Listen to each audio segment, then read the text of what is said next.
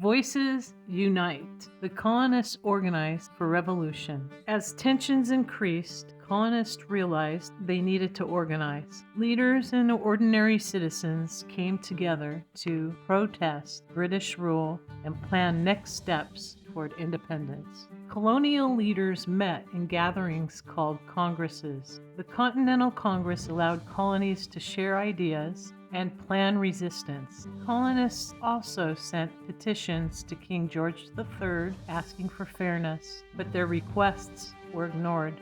Colonists used boycotts to protest peacefully by refusing British goods. Letters and pamphlets helped spread ideas quickly between colonies, keeping patriots connected and informed. Local militias formed as colonists prepared for possible conflict. These volunteer groups trained together, ready to defend their communities if peace failed. Not everyone agreed on independence. Patriots supported revolution, while loyalists remained loyal to the king. These differences sometimes divided families and communities. Through speeches, writing, and organization, colonists built unity. Their combined voices and actions laid the groundwork for revolution and independence.